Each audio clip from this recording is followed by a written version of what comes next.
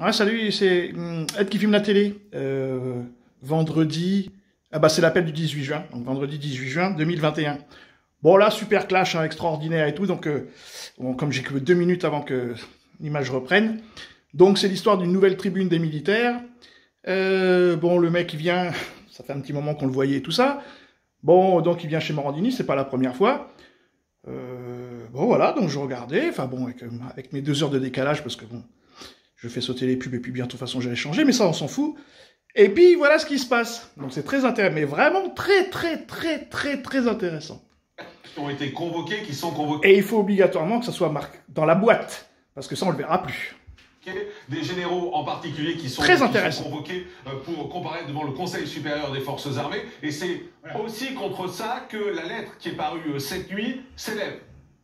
Oui, tout à fait. Donc, sur les 61 généraux qui ont signé, 6 ont été sélectionnés. Et pourquoi? Parce qu'ils s'étaient exprimés dans les médias pour défendre la lettre. Et on a décidé de les transférer, alors qu'ils sont retraités depuis déjà 10 à 20 ans, qu'ils ont quitté le service actif.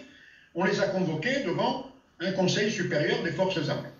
Bon, alors, il est intéressant de voir comment fonctionne cette structure, et c'est pour ça que j'ai fait le parallèle, que nous avons fait, pardon, le parallèle avec l'affaire Dreyfus et l'affaire Charles de Gaulle. La justice militaire, elle est expéditive et elle ne s'embarrasse pas de quoi que ce soit. Si vous voulez, ce qui est choquant dans cette affaire, c'est que la ministre de la Défense est à la fois celle qui accuse. Elle est d'abord partie, puisqu'elle fait partie de nos principales diffamatrices. C'est clair. Elle nous a traités d'appel à la haine, etc. Donc, elle est partie à la polémique qui s'est installée. C'est elle qui décide de l'envoi et qui a signé la lettre d'envoi devant un Conseil supérieur des forces armées. Donc, elle est procureure. Et elle est aussi juge, parce que c'est elle qui va déterminer la composition de ce Conseil supérieur des armées. Elle en désigne le rapporteur, elle en désigne les membres, et chacun sait que les membres de ce conseil, ils doivent leur carrière à Madame la ministre, et ils doivent leur future promotion à Madame la ministre. Donc on imagine l'indépendance qu'ils peuvent avoir vis-à-vis de la ministre. Donc les dés sont pipés, les dés sont faussés. Claude Posternac, envie de vous interpeller, mon général. Oui, bonjour mon général. Alors d'abord, je veux rappeler le contexte. Oui, il y a une tribune qui a été... Donc j'ai laissé parler le général, et maintenant, on va écouter le journaliste. Signé. Aujourd'hui, ces tribunes avaient été signées par 61 généraux à la retraite. Je vous rappelle, il y a 5400 généraux à la retraite en France. Bon, donc les 61 généraux représentent 1,12% des généraux à la retraite en France. En plus, les 6 ou les... Le dénouement est extraordinaire. Le dénouement est... Fou, là, j'étais stupéfait. 5, en vérité, ces 5 par rapport aux 61 ne sont pas tout à fait de même nature.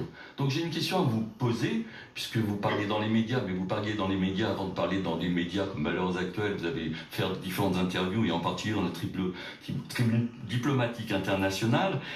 Et dans la tribune diplomatique internationale, on vous posait la question de savoir si les élections avaient été truquées aux États-Unis. Et je vais lire votre réponse pour éclairer un petit peu de qui vous êtes, puisque vous n'arrêtez pas de dire que vous êtes ni LR, ni FN, ni etc. C'est-à-dire, vous essayez de faire passer auprès des Français l'idée que vous êtes apolitique. Donc je vais essayer de répondre pour éclairer les Français sur la nature de l'émetteur que vous êtes. Donc on vous pose la question, la tribune diplomatique internationale, l'hypothèse d'une fraude importante appliquée à quelques États clés le jour du scrutin est-elle crédible? On parle des États-Unis. Mon intime conviction me dit que oui, car il y a à mes yeux trop d'indices concordants pour permettre à la meute médiatique occidentale, dont nous savons qui la contrôle, de me convaincre du contraire. Donc j'ai une question à vous poser. Qui contrôle la meute médiatique? Bien envie de ça. Bah, moi, c'est simple, hein, c'est l'oligarchie mondiale, donc tous les milliardaires. Voilà, la réponse était simple, mais la réponse du général, elle est... Alors également. Général de la Barre. Vous savez bien. Regardez qui contrôle la meute médiatique dans le monde et en France. Mais Qui contrôle le Washington Post, qui contrôle le New York Times, qui contrôle chez nous BFM TV et tous les journaux qui viennent se grouper autour. Qui sont ces gens? Qui Pardon? Qui? Vous qui parlez de Dreyfus, monsieur. Qui?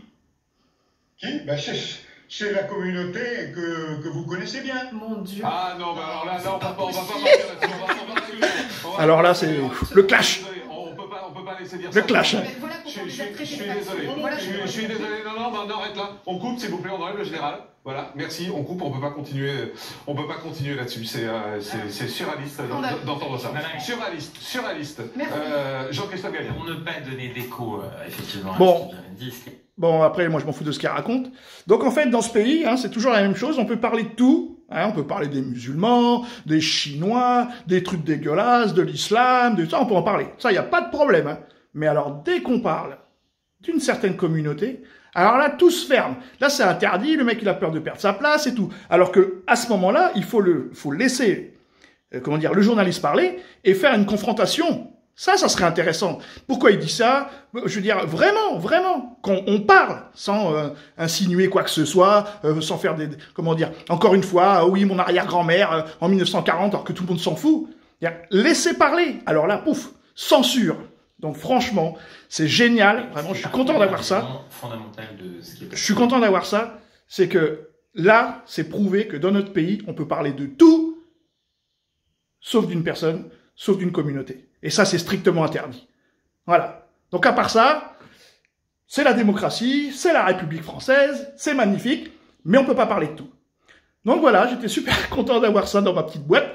Moi, je kiffe, ça va me faire passer une très bonne journée. Monsieur les censeurs, la République et donc les médias, hein, parce que c'est les médias qui censurent le général, hein. Donc ça sous-entendrait que toute l'armée française est antisémite, parce que c'est là qu'on va arriver, et ça va faire un débat extraordinaire. Moi, je trouve ça vraiment la censure typique de ce que les journalistes ne veulent jamais parler. On ne peut pas parler d'une certaine communauté dans ce pays. Merci. Shalom. Et aujourd'hui, on est vendredi, c'est Shabbat. Donc, Shabbat Shalom. Mazel Tov.